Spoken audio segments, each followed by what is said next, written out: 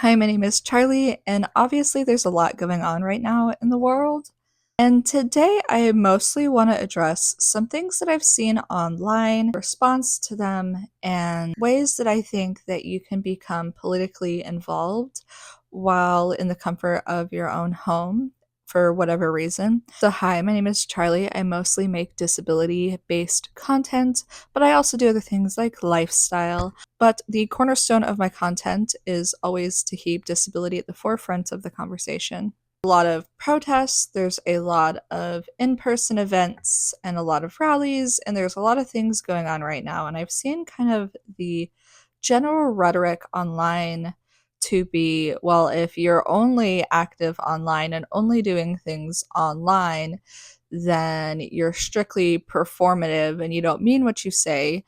And I see what these people are meaning by this, but I think that there's a lot that can be done from our own households. And I think there's a lot of things that we can do to kind of combat some of the things that are going on right now. One of those is to elevate voices such as BTQ, BIPOC, disabled, etc., and elevating them online and in person and making sure that they are seen, they are heard. If you are, I saw somebody bring this up, and it's a good point. Like, there's probably going to be like, I obviously do content creation, but there's, and even in this, we're even going to be affected within this sphere. And my guess, and another person, I saw a few posts like this, that we're going to see a lot less people who are disabled in even ad campaigns or movies. And there's going to be a lot less representation everywhere. And I think that's a super unfortunate thing. And it's something that I'm struggling to grapple with and uh, struggling to figure out, like, what can I do to combat this? I'm disabled, I'm mostly homebound, and there's a lot of things that are bothering me about what's going on right now. I think one of the most, not easy, but one of the most accessible ways to, I think, combat what's going on is read those banned books. Read books that are based in histories from those different populations, like I suggested.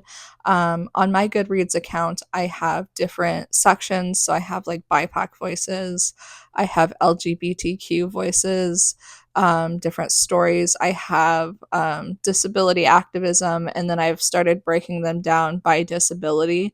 So maybe you can find some representation that is for you. I mostly read disability content, but I'm being more active in making sure that with my books, I'm doing my reviews on any website that I'm able to, that I am being an active participant in sharing the books with other people. And I think we should all be gifting these books. We should be sharing these books. These books should be in little libraries. Wherever we can get them, I think is also going to be kind of a radical thing that we can do that doesn't involve a lot of footwork. When there is like a also another presidential candidate, or maybe for a local office, you can also do things like phone banking, where basically you just call people that are on the voter registration list that pop up on your computer. If you're able to do that over the phone, that's something that will become available in the future and that I highly recommend. But I highly recommend educating yourself and amplifying the voices that you see here on media like YouTube, like TikTok, like whatever, and spend time amplifying. Again, I'm disabled, but I don't want to just elevate disabled voices. I do, but I try to make a point to make sure that I'm listening to other people and I'm not speaking over other people and how other people feel and elevating their voices in other. I'm non-binary, but there's other people within the LGBTQ sphere that are different than me, and so I learn from them. They learn from me. I learn about other disabilities, and I'm just learning about other people through their own stories. And I think that's something that's really valuable, especially with like this on like online. It's essentially oral storytelling. And I think that's so incredible. And we really downplay how important things like this is. Like, I know I'm sitting here with Kermit the Frog, um, strawberry shortcake, and I have a Glinda wand that my microphone is attached to. But like, can we talk about like the impact that we can have together?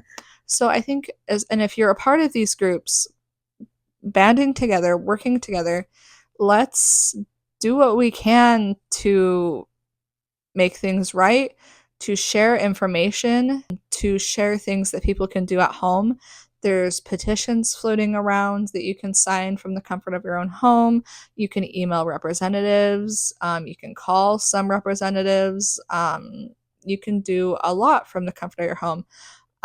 You can write letters. There's so many things that you can do right now, that aren't necessarily social media, but let's like not downplay like what social media is also.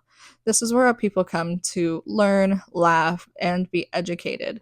And so I don't think it's out of place to start talking about these things or make these things like a forefront of our conversation, or start talking about them, because I think we've spent too long not talking about them. And now it almost feels like it's too late.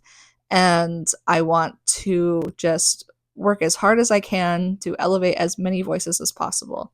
And so if you're like me and you're mostly homebound, I want you to think about that. How can I elevate other voices that may be in danger by certain policies, other minority voices?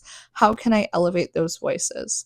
And I think that's something that really powerful that we can do, that a lot of people downplay. And so that's just kind of something I wanted to talk about, and I wanted to rant and yap and go on about. My name is Charlie. Thank you guys so much again for listening to me talk. I always appreciate it, and I'm always surprised that even one person finds what I say interesting. So I really appreciate it. Flipping a little bit, I'm working today, and that's kind of what I'm going to do for the rest of the day. Is I'm going to do something that's, and this is what I recommend too, with everything going on right now, and you just watch this video, take some time to like consume some media that makes you happy. So I'm going to be working on a Twilight podcast as well. I'm going to also still be doing my Supportive Service Dogs podcast. I'm going to go chapter by chapter. We're going to read Twilight, and then I think we're going to go to Midnight Sun. What do you guys think? And then we're going to read the rest. And we're going to also read Bree Tanner. If you guys think that there is like an important piece of fan fiction that we should talk on. And after the books, we will talk about the movies. And we're just going to, I don't know, pick Twilight apart and have a good time. And this is like not related to anything I've been saying. And this Twilight obviously is so unserious. But I want you guys to also indulge in the unserious while taking time to do what we need to do and to be proactive. And, you know, if all you can truly do is share something, I mean, honestly, at least somebody out there that might not have seen that is going to see that now. And I call that a win. Let's go. You know what I mean? So try your best. Let's get through this.